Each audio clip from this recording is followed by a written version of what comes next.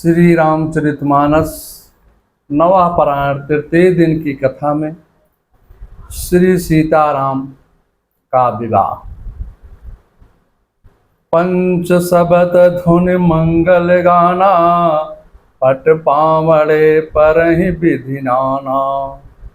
करि आरती रघुतिह दीन्हा, राम गमन मंडप तप कीन्हा।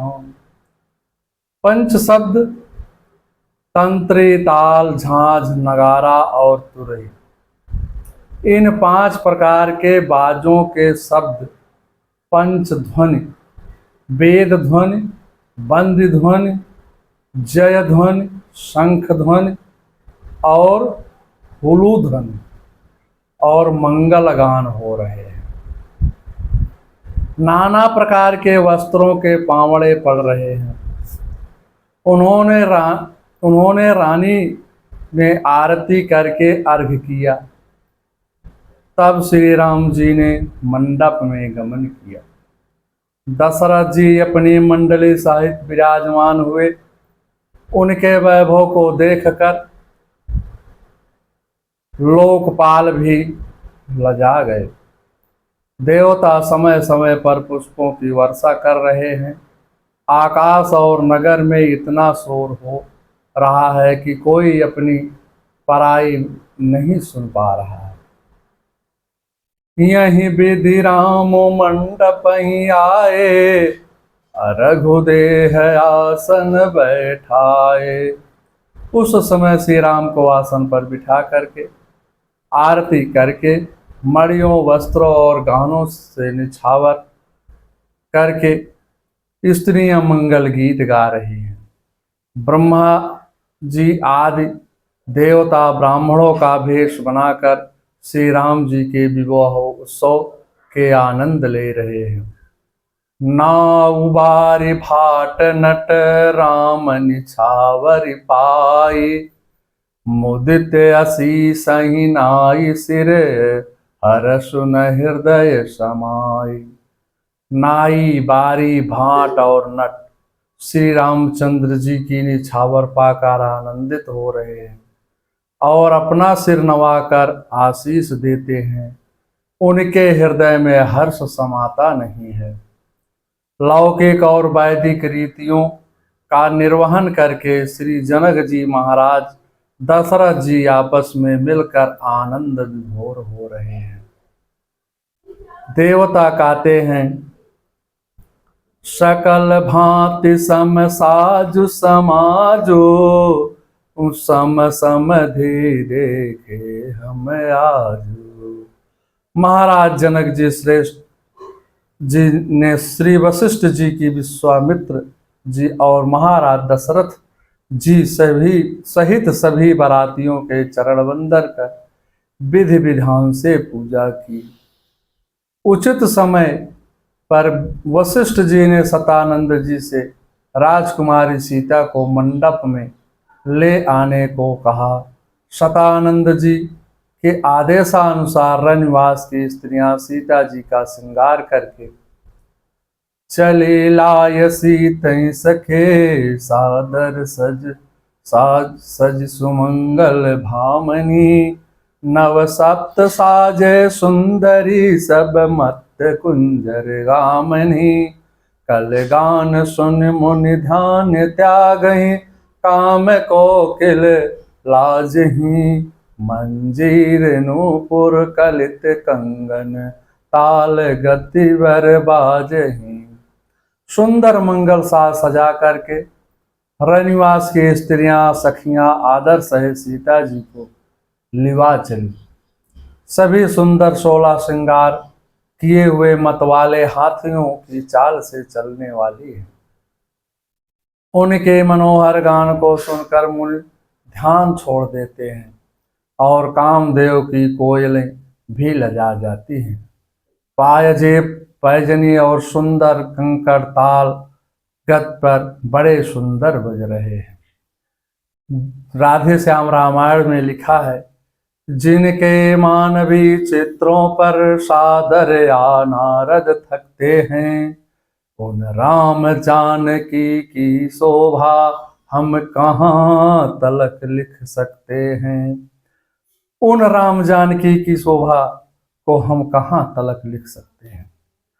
इस प्रकार श्री सीता जी मंडप में पधारी। दोनों कुल गुरुओं ने रीति व्यवहार और कुलाचार की रीति संपन्न की सीता जी को सुंदर आसन दिया।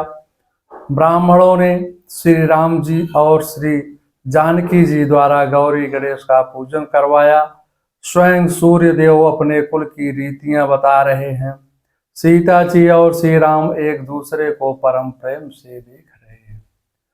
होम समय तनु धर अनुलो अति सुख आहुत ले, विप्रभेश धरि वेद सब कहीं विवाह विधि देहि। हवन के समय अग्निदेव शरीर धारण करके बड़े ही सुख से आहुति ग्रहण करते हैं और सारे वेद ब्राह्मण का भेष बदलकर विवाह की विधियां बता देते हैं। समय पर सीता जी की माता सुनैना जी को मंडप में बुलवाया गया। दोनों राजा रानी दुल्हा को देखकर आनंदित हुए और श्री राम जी के चरण कमलों को पखारने लगे। आकाश और नगर में वाद्य बजने लगे। दोनों गुरुओं ने वर कन्या की हथेलियों मिलाकर साखोचार किया। महाराज जनक ने जैसे हिमवान ने भगवान शिव को पार्वती, समुद्र से भगवान विष्णु को लक्ष्मी को दिया था, वैसे ही श्री सीता जी को राम जी को फिर दिया।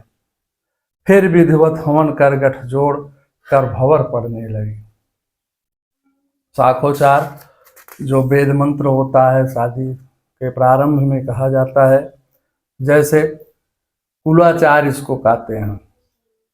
भगवान विष्णु के नाभि कमल से ब्रह्मा जी उनके मारीच के कश्यप, विश्वान, वैवस्वत, इच्छाक, पुक्ष, विकुच, बाण, अनरण, पृथ्व, त्रिशंकु, धुंधमार, युवनाश्च, मानधाता, सौसंधि, ध्रुव संधि, प्रसेनजित, ध्रुव संधि के यशस्वी ध्रुव संधेस्तो भरतो नाम नामता, भरतात तो महातेजास तो नाम जायता। वाल्मीकि रामायण बाल का सर्ग 70-27। ध्रुव संध से भरत नामक यशस्वी पुत्र का जन्म हुआ। भरत से महातेजस्वी असित की उत्पत्ति हुई। असित का पुत्र सगर हुआ। असमंजन, अंशुमान, दिलीप, भागीरथी, कुकुत्स, रघु, प्रविध, काल पार्षद, संगड़, सुदर्शन, अग्निवर्ण, शीघ्र, मरमर के प्रशंसुक, अम्बरीश, नुहुस, एयात, नाभाग, अज के पुत्र महाराज दशरथ हुए। इनके 4 पुत्र हुए, राम, लक्ष्मण, भरत, शत्रुघ्न। ये जो है साखोचार श्री राम की तरफ से हुआ। ये वाल्मीकि रामायण का सर्ग 70 में उल्लिखित है। और राजा जनक की तरफ से साखोचार हुआ। विदेह राज जी का साखोचार। प्राचीन काल में एक छाप के निमसा महाराज उनका मिथ जनक, इसी कारण हमारे वंश का राजा जनक या मिथिलेश कहलाता है। जनक का उदावस, नंदिवर्धन, सुकेत, ब्रह्मर्थ, महावीर, सोदृत, धृष्टकेत, हर्यक, मरुप्रति, कंध, तीर्थरथ, देवमीड़, विबुध, महीध्रक, कीर्तिराज, महो, रामा, स्वर्ण रोमा, हस्रोमा, धीर, शीरध्वज, कुकुस्तध्वज। मैं जनकपुर का राजा हूँ। कुशध्वज संकाय नगर के राजा हैं। कानीयाने सम्मे भ्रातायाम ज्येष्ठो महामुने, ददामि परम प्रीतो बद्धो में मुन पुंगवा। हे महामुनि, हे मेरे छोटे भाई कुशध्वज हैं और मैं इनका बड़ा भाई हूँ। हे मुनिवर, मैं बड़ी प्रसन्नता के साथ आपको 2 बहु प्रदान करता हूँ। वाल्मीकि रामायण बालकांड का सर्ग 71 और 20 में इस प्रकार के दोनों तरफ से कुलाचार साखोचार होता है। फिर इसके बाद कुंवरी कुवारिन कल भंवरे देहि नयन लाभ सब सादर लेहि। जानई बरनि मनोहर जोरी जो उपमा कछु कहूँ सुथोरी। श्री राम जी और सीता जी की सुंदर जोड़ी जब भांवर दे रहे थे तब उसकी उपमा नहीं दी जा रही थी, कही जा सकती। वहां नगर और आकाश में उपस्थित मनुष्य और देवता नेत्र लाभ ले रहे थे। ऋषियों ने प्रसन्न होकर भांवर डलवाई। फिर राम जी ने सीता जी की मांग में सिंदूर लगाया। उस समय की शोभा कहीं नहीं जा रही है। सीता जी और श्री राम जी को एक आसन पर बैठे बैठे महाराज जनक जी ने बड़े आनंद भर रहे हैं, उनका वर्णन नहीं हो सकता है। तब जनक पाई वशिष्ठ आय सुब्याहि साज संवारी के। मांडवे सुत कीरत उर्मिला कुंवर लई हाकारी के। सुकुश केतु कन्या प्रथम जो गुणशील सुख शोभा भई मई। सब रीति प्रीति समेत कर सो ब्याहि नृप भरत ही दई। तब वशिष्ठ जी की आज्ञा पाकर जनक जी ने विवाह का सामान सजाकर मांडवी जी, श्रुत कीर्ति जी, उर्मिला जी, इन तीनों राजकुमारियों को बुला लिया। कुशध्वज की बड़ी कन्या मांडवी जी को, जो गुड़ और शील सुख और शोभा की रूप है थी। राजा जनक ने प्रेम पूर्वक सब रीतियां करके भरत जी को ब्याह दिया।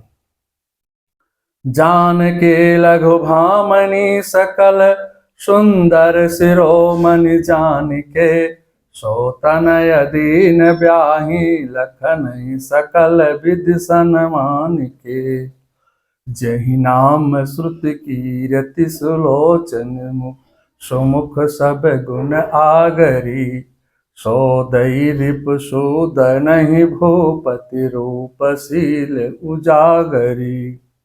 जानकी जी की छोटी बहन उर्मिला को सब सुंदरियों ने शिरोमणि जानकर उस कन्या को सब प्रकार के से सम्मान करके श्री लक्ष्मण जी को ब्याह दिया, और जिनका नाम सुतकीर्ति है और जो सुंदर नेत्रों वाली है, सुंदर मुख वाली, सब गुणों की खान और रूप तथा शील में उजागर है, उनको राजा ने शत्रुघ्न को ब्याह दिया। अनुरूप बर दुलहिन परस पर लख सकुच ही हर सही। सब मुदित सुंदरता सरारहि सुमन सुरगन बरसहि। सुंदरी सुंदर बरन सह सब एक मंडप राजहि। जनु जीव उर चार्यो अवस्था विभुन सहित विराजहि। दुल्हा और दुल्हनी परस्पर अपने अपने रूप जोड़ी को देख करके सकुचाते हृदय से हर्षित हो रहे हैं। सब लोग प्रसन्न होकर उनकी सुंदरता की सराहना करते हैं और देवगण फूल बरसा रहे हैं। सब सुंदरी दुल्हनें सुंदर दुल्हों के साथ एक ही मंडप में ऐसी शोभा पा रही हैं मानो जीव के हृदय में चारों अवस्थाएं, जागृत, स्वप्न, सुश्रित और तुरी, अपने चारों स्वामियों विश्व, तैतस, प्राज्ञ और ब्रह्मा सहित विराजमान हो। मंडप की रचना कैसी है? राधे श्याम रामायण में वर्णित है। रचना मंडप की देख देख थक गए नृपाल अयोध्या के। मिथिलेश्वर के सत्कारों से छक गए नृपाल अयोध्या के। महाराज दशरथ जी चारों पुत्रों और चारों बहुओं को देखकर ऐसे आनंदित हैं मानो राजाओं के शिरोमणि क्रियाओं, यज्ञ क्रिया, श्राद्ध क्रिया, योग क्रिया और ज्ञान क्रिया सहित चारों फल अर्थ, धर्म, काम और मोक्ष पा गए। तदंतर महाराज जनक शीरध्वज ने अपने भाई कुशध्वज समेत हाथ जोड़ करके महाराज दशरथ जी से विनम्र और शील युक्त वचन कहने लगे। हे मान्यवर, आपसे संबंध हो जाने से हम सब प्रकार से बड़े हो गए हैं। हम सब प्रकार से बड़े हो गए हैं। दृष्टम में निर्जिता विज्ञम दृष्टया में पूजितम कुलम राघवेशा संबंधात वीर श्रेष्ठम महाबले। सौभाग्य से मेरी सारी विघ्न बाधाएं पराजित हो गई हैं। रघुकुल के महापुरुष महान बल से संपन्न और पराक्रम में सबसे श्रेष्ठ होते हैं। इस कुल के साथ संबंध होने के कारण आज मेरे कुल का सम्मान बढ़ गया है। हे महाराज दशरथ जी, आप हमारी इन पुत्रियों को टहलनी मानकर इन पर दया कीजिएगा। महाराज दशरथ जी ने अपने जनक अब दशरथ जी ने भी जनक का भी पूर्ण सम्मान किया। इस अवसर पर देवता लोग आकाश से पुष्पों की वर्षा करने लगे। सीता जी की सखियां श्री राम सीता को मीठी मीठी रस भरी बातों से आनंदित कर रही हैं। देवांगनाएं और नगर की सुहागिन स्त्रियां मंगल गान करती हुई दुल्हा सरकार को देख करके तिनका तोड़ती हैं, उनकी बलैया लेती हैं, वस्त्राभूषण और मड़ियों से निछावर कर रही हैं, आरती उतार रही हैं, फिर उनको कोहबर कुल देवता की पूजा करने के लिए ले जाती हैं। तब सीता जी की सहेलियां द्वार पर दरवाजा रोककर खड़ी होकर द्वार को रुकवाई मांगने लगी। सुहागिन स्त्रियां सुख पाकर कुंवर और कुमारियों को कोहबर कुल देवता के स्थान पर लाती हैं। अत्यंत प्रेम से मंगल गीत गा गा करके लौकिक रीत करने लगती हैं। पार्वती जी श्री रामचंद्र जी को लाह कौर वर वधु का परस्पर ग्रास देते हैं, सिखाती हैं, और सरस्वती जी सीता जी को सिखाती हैं। रनिवास हास विलास के आनंद में मग्न है। श्री राम जी और सीता जी को देख करके सभी जन्म का परम फल प्राप्त कर रहे हैं। इस तरह से अनेक हास्य परिहासों और कुल रीतियों को संपन्न करके श्री राघवेंद्र भाइयों तथा वधुओं के साथ जनवासे में गए। वहां इन सब के साथ जो हर्ष महाराज दशरथ जी को हो रहा है उसकी उपमा कहीं नहीं जा सकती है। इसके बाद महाराज जनक ने अनेक प्रकार के रसोई बनवाई। जनक जी ने सभी बारातियों को बुला भेजा। सादर सबके पाय पखारे, जथा जोग पीढ़न बैठारे। धोए जनक अवधपति रचना, शील सने जानहि वरना। फिर श्री राम जी के साथ सभी भाइयों के चरणों को धोया। सभी बारातियों को सुंदर आसन देकर के भोजन करने के हित बैठाया तथा सभी परोसने वालों को बुलवाया। सभी के आगे पत्तल परोसने लगे। सुपोदन सुरभि सरपी, सुंदर स्वाद पुनीत। छन महु सबके परसुगे, चतुर सुआर विनीत। चतुर और विनीत रसोइयां सुंदर स्वादिष्ट और पवित्र दाल और गाय का सुगंधित घी क्षण भर में सबके सामने परस गए। पंच कवल कर जेवन लागे, गारी गान सुनियति अनुरागे। भाते अनेक परे पकवाना, सुधा सरिस दे जाहि बखाने। सब लोग पंचकौर करके प्राणाय स्वाहा, अपानाय स्वाहा, व्यानाय स्वाहा, उदानाय स्वाहा, समानाय स्वाहा, इन मंत्रों का उच्चारण करते हुए पाले 5 ग्रास लेकर भोजन करने लगे। गाली का गाना सुन करके अत्यंत प्रेम मग्न हो गए। अनेक प्रकार के स्वादिष्ट पकवान परोसे गए जिनका बखान नहीं हो सकता है। चौपाई 4 भात भोजन विधि गई, एक एक विधि बरन जाई। 4 प्रकार के भोजन हैं। चर्व चबाकर खाने वाले, जैसे पूड़ी रोटी चबैना, इस प्रकार से। चोस जो चूस कर खाने वाले हैं, जैसे गन्ना आम इत्यादि। लेहा चाट कर खाने वाले जैसे चटनी रबड़ी आदि, पेय पीने वाले जैसे शरबत, ठंडे गर्म पीने वाले रस दूध आदि। इनमें से एक प्रकार के भोजन की अनेक तरह के पदार्थ बनवाए गए थे। छर छरस रुचिर विभंजन बहु जाते, एक एक रस अगणित भांति। जमत देहि मधुर धुन गारे, लय लय नाम पुरुष अरु नारी। छह रसों के बहुत तरह के सुंदर स्वादिष्ट व्यंजन हैं, एक एक रस के अनगिनत प्रकार के बने हैं। भोजन करते समय पुरुष और स्त्रियों के नाम ले करके स्त्रियां मधुर धुन से गाली गा रही हैं। छारस अम्ल, मधुर, तिल, कषाय, मिष्ट और लवण। जब बारात भोजन कर रही थी उस समय महाराज जनक जी बड़े हर्षित होकर के का अनुभव कर रहे थे, स्त्रियां गाली गा रही हैं। फिर पान दे करके जनक जी ने सभा सहित दशरथ जी का पूजन किया। सभी राजाओं के सिरमौर चक्रवर्ती श्री दशरथ जी प्रसन्न होकर जनवासे में चले गए। श्री राम को और पुत्रों को देखकर बड़े आह्लादित हो गए। राम का नाम, राम को नाम सदा मिसरे, और राम के नाम की है प्रभुताई। भूखे पे राम अघाय पे राम, टोटे में राम ही करत सहाई। अमीरी में राम, गरीबी में राम, राम कहो जाने संपत्ति पाए। कहे राजा राम कुर बिनते, श्री राम कहो तुम्हें राम दुहाई। नित्य नूतन मंगलपुर माही, निविष सरिस दिन जामिन जाही।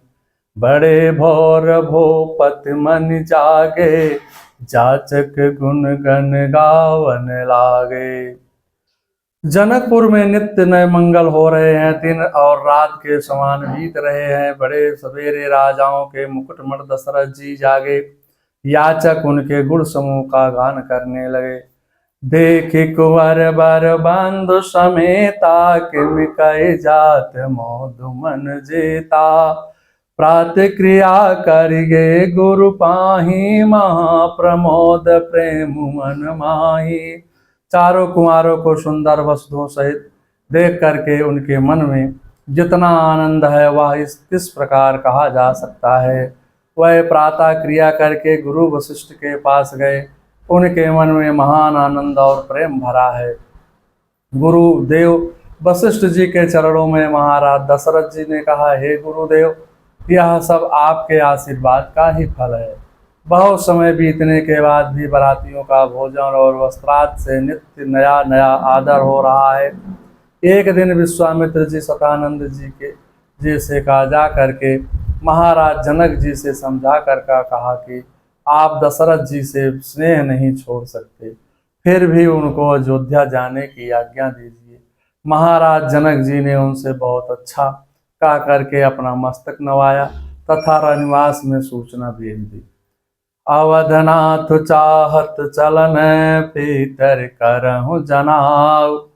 भय प्रेम बस सचिव सुने, विप्र सभा सदराऊ। जानकी जी ने कहा, अयोध्या नाथ चलना है, भीतर रनिवास की खबर कर दो। यह सुनकर मंत्री ब्राह्मण सभासद और राजा जनक भी प्रेम के वश हो गए। जनकपुर में के सभी नागरिक बारात का जाना सुनकर ऐसे उदास हो गए जैसे शाम के समय कमल सकुचा जाते हैं। महाराज जनक जी ने महारानी सुनैना के सभी पुत्रियों को तैयार करने के कहकर जहाँ जहाँ बाराती रुके हुए थे वहाँ पर अनेक तरह के पकवान, मेवा व अनेक प्रकार के भोजन सामग्री भेज दी और हजारों पलंग, 1,00,000 घोड़े, 25,000 रथ सब प्रकार से सजे हुए, 10,000 सजे हुए हाथी, अनेक भैंस, गाय और गाड़ियों पर भर भर कर वस्त्र, रत्न आदि महाराज दशरथ जी को दहेज में दान कर दिए। जो दिया दहेज जनक जी ने, मंडप भर गया दहेजों से। हो गए याचक याचक गण दोनों पक्षों के नेगों से। अथ राजा विदेहानां ददो कन्या धनं बहु, गवा सहस्राणि बहूनि मिथिलेश्वरं काम्बलानां चामुखानां सोमां कोटम्बराणि च। हतस्वरं रथपादान्तं दिव्यरूपं स्वालंकृतम्। उस समय विदेहराज जनक ने अपनी कन्याओं के निमित्त दहेज में बहुत अधिक धन दिया। उस मिथिला नरेश ने कई लाख गौवें, कितनी ही अच्छी अच्छी कालीनें तथा करोड़ों की संख्या में रेशमी सूती वस्त्र दिए। भांत भांत के गहनों से सजे हुए बहुत से दिव्य हाथी घोड़े रथ और पैदल सैनिक भेंट किए। ददौ कन्या शतं तासं दासी दासी दासनोत्तम, हिरण्यस्य सुवर्णस्य मुक्तानां वैद्रुमस्य च। अपनी पुत्रियों के लिए सहेली के रूप में उन्होंने 100 कन्याएं तथा उत्तम दास दासियां अर्पित की। इन सब के अतिरिक्त राजा ने उन सब के लिए करोड़ स्वर्ण मुद्रा, रजत मुद्रा, मोती तथा मूंगे की भी दी। वाल्मीकि रामायण का सर्ग 74, 3, 4, 5। दाई जय अमित न सकहि कहीं, दीन विदेह बहुत, जो अवलोकत लोकपति लोक संपदा थोर। इस प्रकार जानकी जी ने फिर अपरिमित दहेज, फिर से अपरिमित इस प्रकार जनक जी ने फिर से अपरिमित दहेज दिया, जो कहा नहीं जा सकता है और जिसे देख करके लोकपालों को, लोकों की संपदा को थोड़ी ही जान पड़ती है। सीता जी की माता सुनैना जी ने सीता जी को अपनी गोद में लेकर दुलड़ा कर शिक्षा देने लगी और स्त्रियोचित धर्म की मर्यादा बताने लगी। सास ससुर गुरु सेवा करहूँ, पति रुक लख आयस अनुसर हूँ। महारानी सुनैना ने सभी राजकुमारियों के स्त्री धर्मों की शिक्षा दी और बार बार उनसे मिलते और विधाता के से कहती कि हे विधाता, आपने अपनी सृष्टि में स्त्री जात को क्यों बनाया? क्योंकि माता पिता बड़े ही लाड चाव से जिसका पालन पोषण करते हैं, एक दिन वह विवाह होने पर हमेशा के लिए दूसरे पति के हाथ में देना पड़ता है।